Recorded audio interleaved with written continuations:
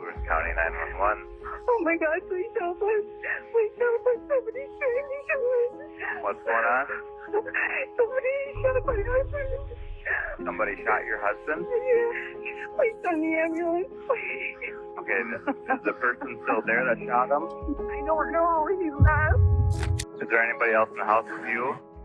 My son is not. Oh my God, my teenage son is. How old is your son?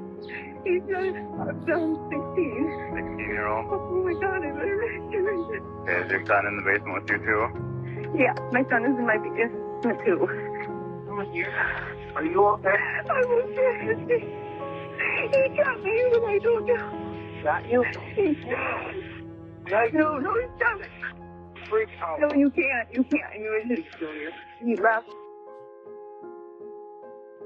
What makes the story of Jennifer Knibb differ from comparable instances is the multifaceted web of obscured motives underlying her actions, many of which remains unknown to those familiar with the crime. The underlying layers of secrecy surrounding her intentions adds a distinctive complexity to the case, inevitably leading to an outcome that may come as a surprise to many. In examining Blue Earth County case file number 07CR111207, we will conduct a thorough analysis of the case's evidentiary details and explore potential motives behind the defendant's actions.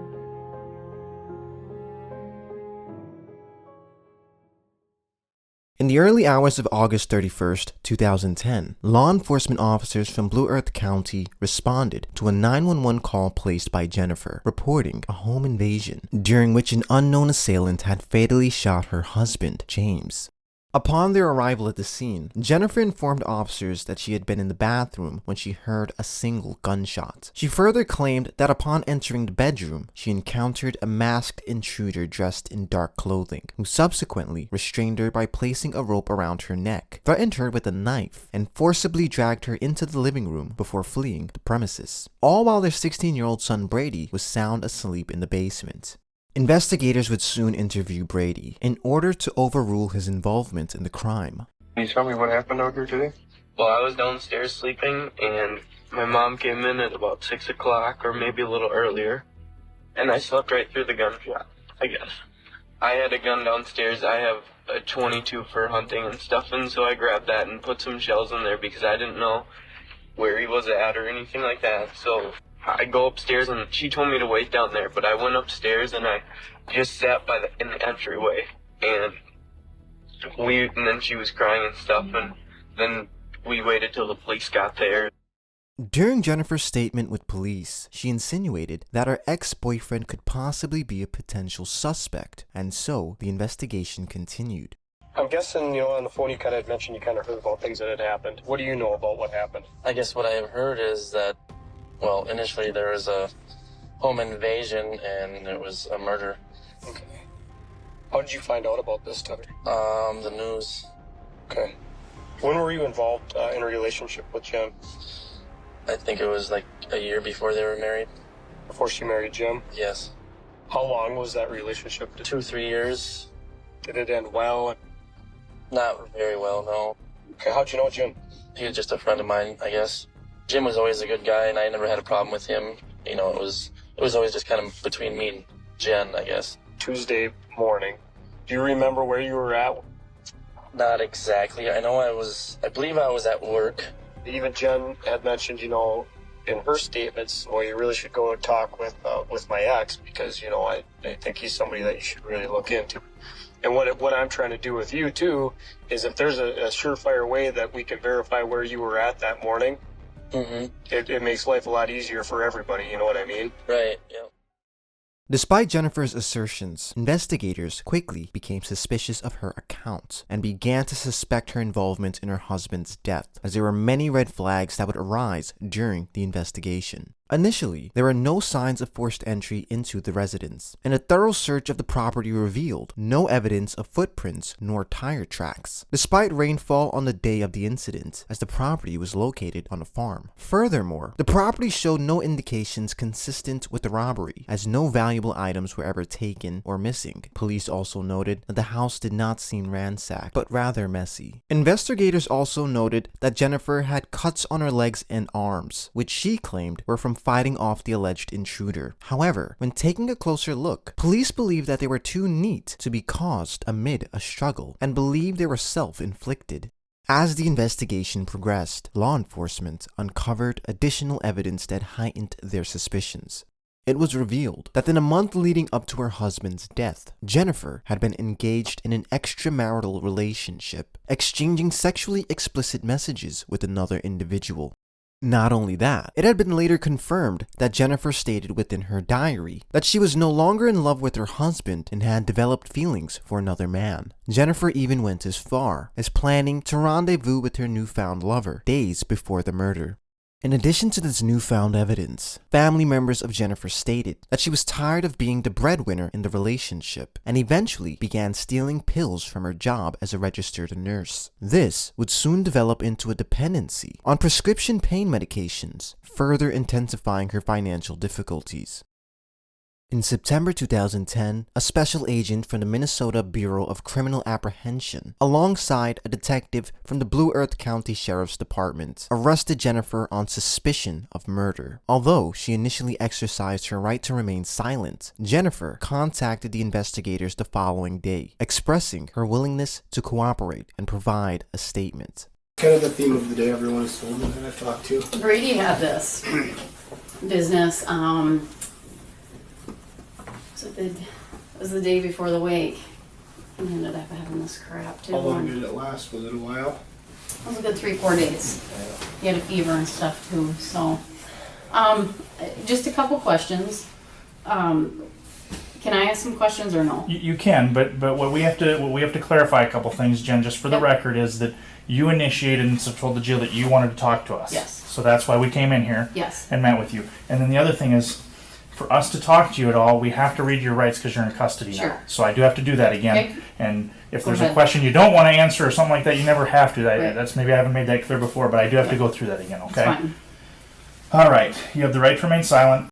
The detective begins to Mirandize the suspect, ensuring that her legal rights are upheld with the highest regard. As Jennifer begins to relax, placing her feet on the chair, the detectives, while already formulating an idea of how the conversation may unfold, adhere strictly to protocol. They initiate the interrogation by establishing rapport, following standard investigative procedure. And having them in mind, are you willing to speak with us at this time? Yes. What was I? You said homicide yesterday. Mm-hmm. What are my convictions? Well, you're not convicted of anything yet. You're charged. Okay, what am I charged You're with? charged I never with- got a charge sheet or a charge. The jail had a copy of it. They I have a think. copy of it over there. Oh. Maybe, did you ask them to see it or anything? Or I didn't, I guess. Okay. We can make that happen till we go back Right, over but I it. can Okay. tell you it's second degree Okay. murder is what you're charged with. Okay. That's you know, And what does that entail? well, Well, I think it's second degree intentional murder is what you're charged with. So that just means that you intended to kill somebody. You know, it's you know, it's if you accidentally shoot somebody, that's generally charged as manslaughter, for instance. You know, like if you're being careless with a gun, doing something crazy and it goes off, you know, a lot of times you'll see guys think a gun's unloaded and they point it and pull the trigger and it's not. That's oftentimes charged like as a manslaughter because it was an accident, but you were still doing something that you really shouldn't have been doing. Right. You know, Right. then you'd be charged with manslaughter. Then the next step up from that is second degree murder. I So, see. so that's the situation. I don't know what to say. I just want all this to go away. I know. And I know it's not going to.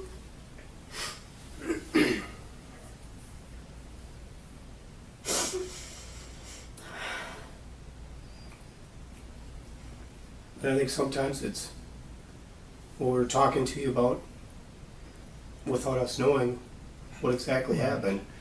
Like I said, I mean, we know about the drug stuff, Jen. Okay, if you're out of your mind, on drugs, you're out of your mind on drugs. That's okay, but we need to know that and hear it from you, I guess, is the only thing, you know. Wow. Which is usually 8 per day is the max. Okay. And those are what, how many milligram, like 40 milligram? 50. 50 milligram pills.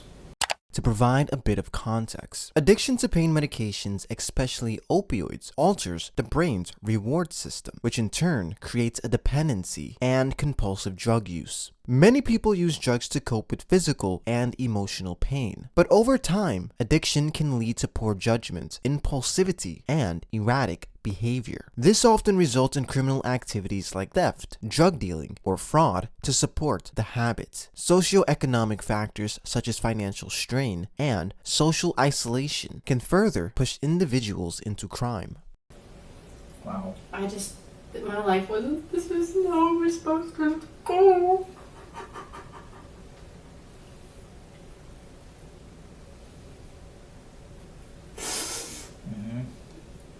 Well, and it sounds like from some of the stuff we're hearing, for a while, you've been kind of carrying all the bills and that kind of stuff. So you've been under, a lot of pressure to work 2 jobs, 3 jobs.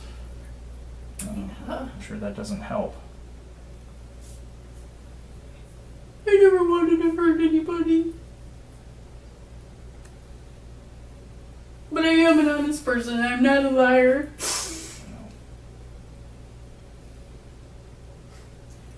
And I've always taught that to my son. But I've become that person. I've become that liar that finding excuses why I'd be late for work and stuff. And a lot of it was the meds. A lot of it was the using.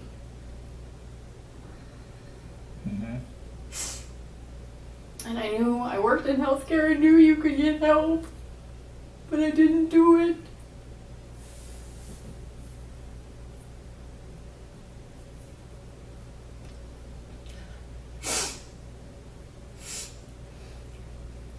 A lot of people have to battle through stuff too, Jen. Like I said, it's nothing that anybody wants to talk about too, but you're not the only person that's had to go through that stuff. And it has effects on people where they do stuff that they wouldn't normally do. It changes them, It really does. We see it all the time. And prescription drug stuff is getting to be bigger than anything else, so there's a lot of people that have problems with it. I can't face anybody. How do you face somebody when you've done something like this? I know.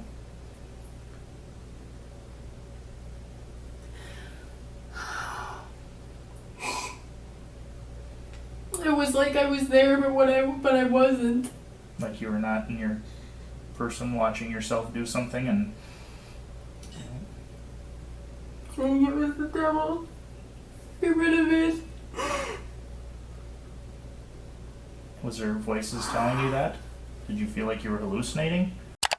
The detective makes the error of drawing conclusions prematurely, rather than allowing the suspect to provide details themselves. This creates an opportunity for the suspect to give a false confession by merely agreeing with the detective's assertions. In an effort to build rapport and gain the suspect's trust, the detective shares a personal experience, aiming to establish a connection and encourage further cooperation. So I laid there. I had taken some pills before I'd gone to bed. Do you remember how many? Probably like 6 or 8. Which sometimes when I do that I have a hard time sleeping to begin with, because that is how it messes with you sometimes. It's kind of like make you agitated. And... It does. It kind of keeps you up, makes you dream, stuff like that. And so I woke up alarm went off at 4:30, and I had shut it off.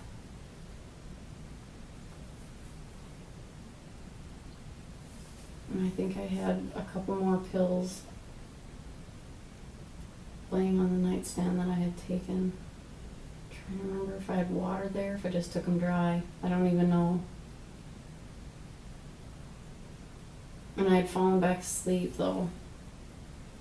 And I woke up at 5:30 in a panic.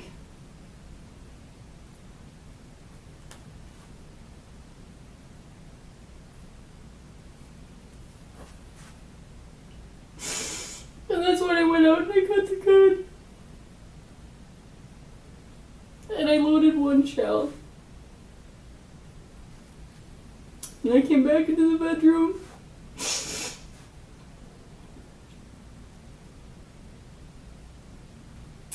And there was a throw blanket laying on the end of the bed.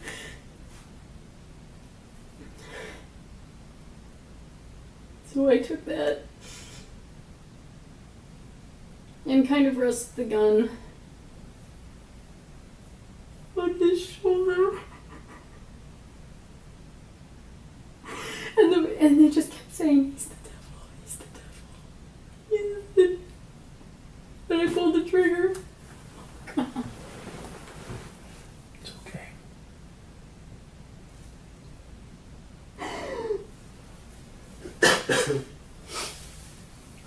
Oh my god, I'm just so sick about this.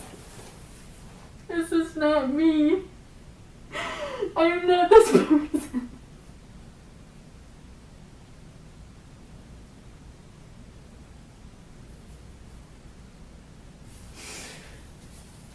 And then I put the gun down and realized he was bleeding. Jennifer's demeanor fluctuates between episodes of apparent hysteria and moments of coherent articulation when comparing her reactions with a more authentic response. One notable physiological observation arises during this analysis. When a person cries, individuals typically exhibit nasal mucus production, yet no such auditory evidence seems present. This absence may suggest that Jennifer's tears were not as genuine as they appear. This observation aligns with James's family's assertion that Jennifer did not shed any tears during the funeral. Detectives, on the other hand, maintains strong eye contact, continuously observing her behavior to assess the authenticity of her emotional display. It's also worth noting that Jennifer stated that she realized James was not breathing, despite shooting him in the head with a shotgun. Many believe this aspect of Jennifer's account lacks credibility and may have been fabricated. I panicked and I went to go find his phone. And I couldn't find it, so I had to run out to the craft room to get mine. Okay. I called 911 and I went back in to check on him.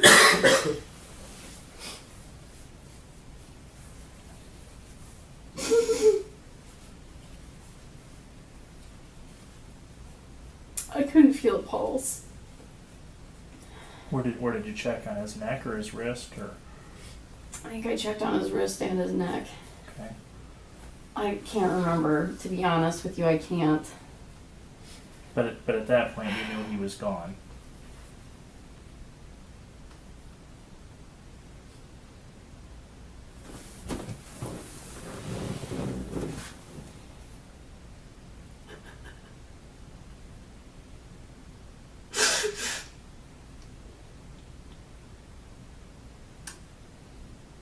My family is never going to forgive me. Neither is his.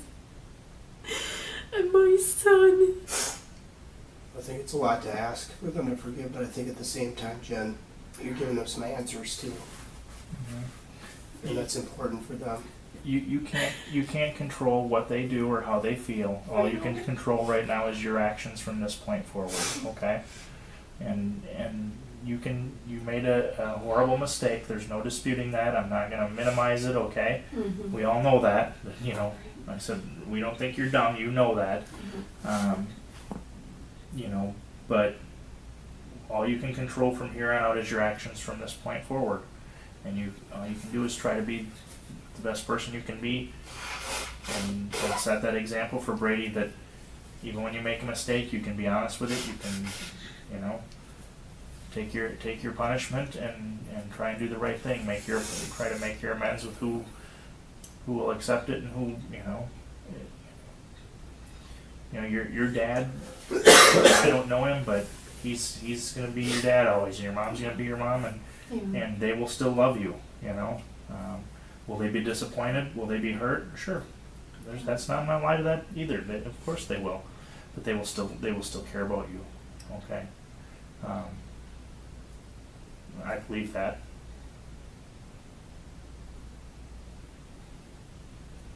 He had so many years to live.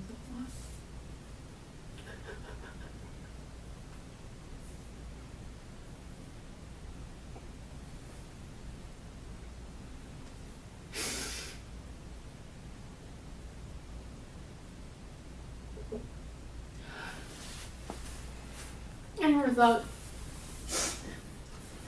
and I guess marijuana isn't the worst thing, but I watched my dad for 40 years deal with marijuana addiction, and you just wouldn't think you'd get yourself into drug addiction either. Was that a long time ago, or when was that? Dad? You know, when your dad was... He stopped smoking pot when he was 40 years old. Okay. Yeah, he's 50... What is he, 53, 54 now? Okay. 54. Yeah. He was a good father, though. He never... And I'm not saying it's right, but he never did it in front of us, and he never subjected us to all the weirdos and stuff that stuff can produce. But he smoked pot since he was, 20 years old, 21, until he was 40.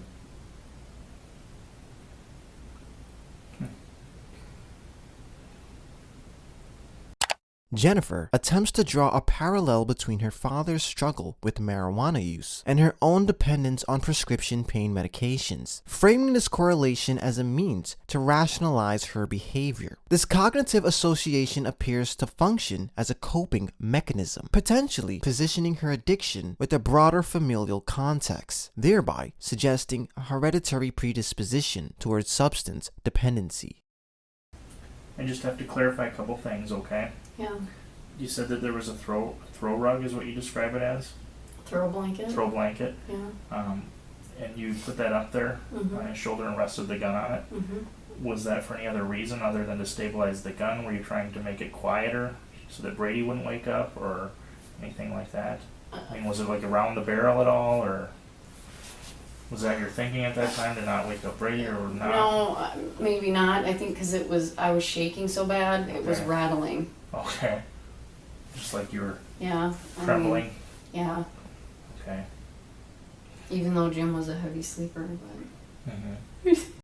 Detectives strategically probe with a critical question, aimed at ascertaining whether Jennifer's actions were premeditated. Specifically, they inquire about her use of a blanket to muffle the sound of the gunshots, who some believes was an attempt to avoid disturbing her son, who was asleep in the basement at the time. This detail could provide key insight into the level of forethought involved in her actions. How do you take someone's life and then go on with your own? I don't know how. Do you have any other questions for me? I think I need to go lay down. Yeah, just one other one.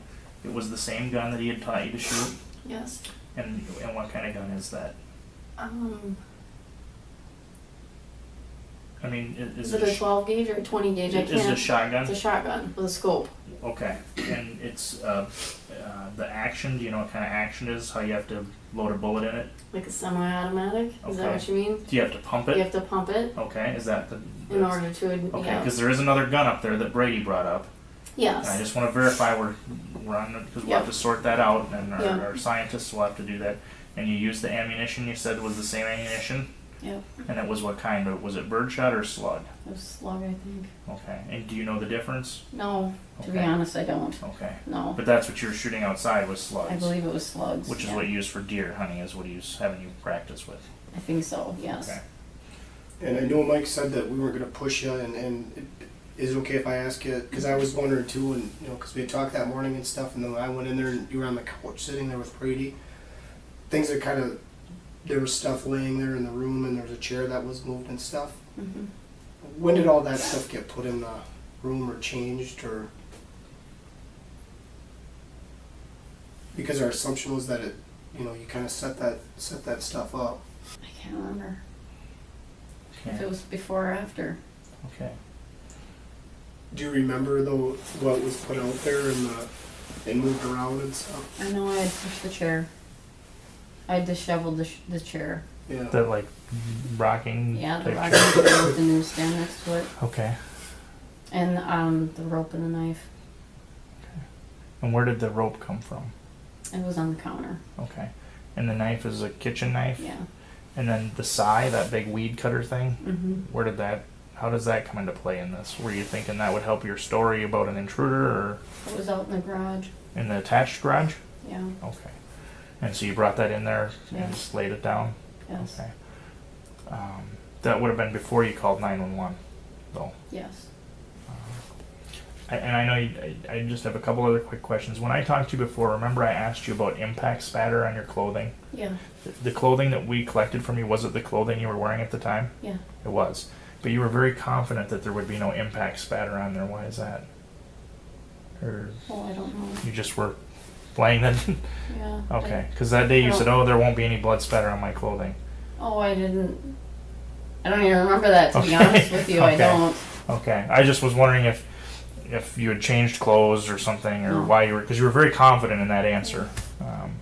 And I just was curious because, usually when there's something where there's a gunshot, as you know, there's blood splatter and it gets on your clothes, and the scientists can look at that Yeah. and see that it's a different type of stain, versus. And just the last couple things, so the cuts on your legs, Yeah. you inflicted, Yes. the marks on your neck, Yes. you They were inflicted. self-inflicted. Brady didn't help you inflict any No. of those things or do any of that? No. I know you said he's not involved, but I'm just No. making sure. The one mark on your neck looked like a fork mark, like a fork.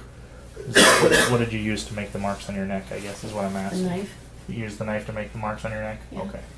Yeah. And same thing with your arms. Yeah. And the knife that you put out there, or a different knife? No, the same knife. That same knife. Yeah. Okay.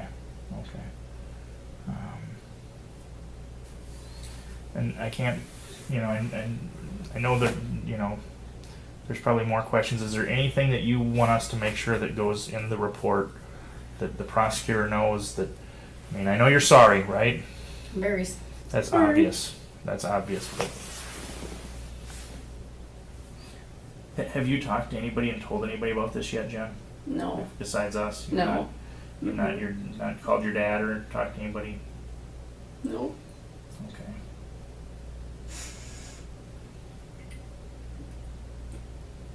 We had talked about that wedding ring. Did we ever find it? That's what I was wondering if Yeah, you knew. we don't have it, and it wasn't with Jim, so Okay. you didn't do anything with it? I did not. No, I Okay. didn't.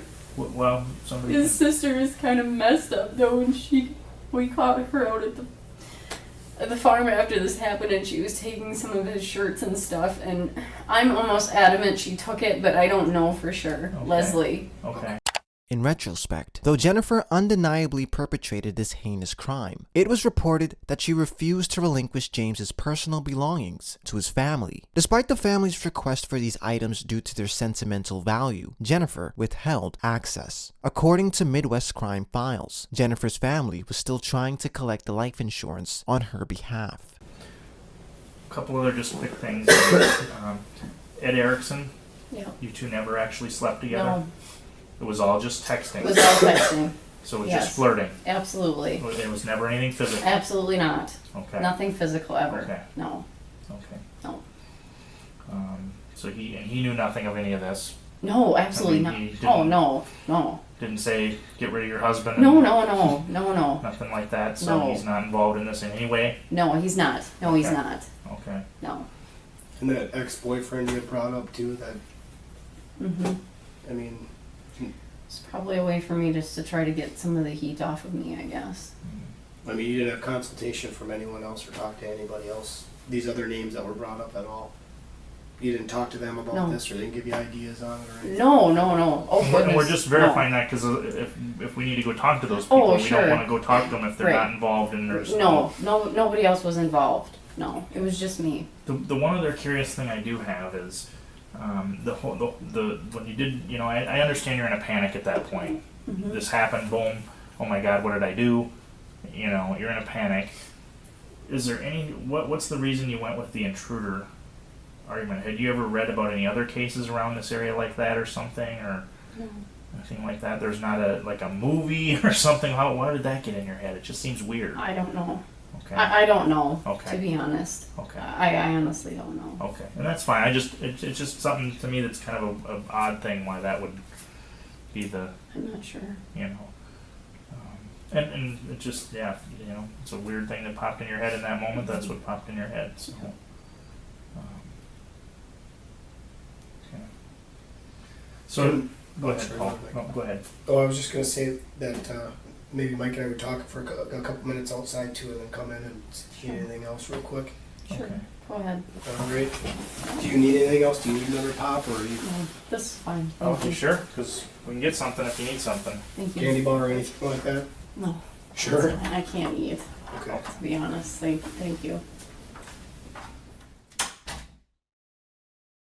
The sentencing in this case marked the culmination of a complex and emotionally charged legal process. Convicted of killing her husband, James Knibb, Jennifer faced a significant prison sentence, reflecting both the severity of her crime and the concealed motives that made her case particularly notable. Despite her eventual conviction, many of the deeper motivations behind her actions remains ambiguous, leaving lingering questions about the full scope of her intent. Jennifer was initially indicted on charges of first-degree murder. However, following the acceptance of a plea agreement from the prosecution, the charges were subsequently reduced to second-degree murder. In light of the agreement, Jennifer no longer is to serve life in prison. She received a sentence of 17 years, with her release date set for 2027.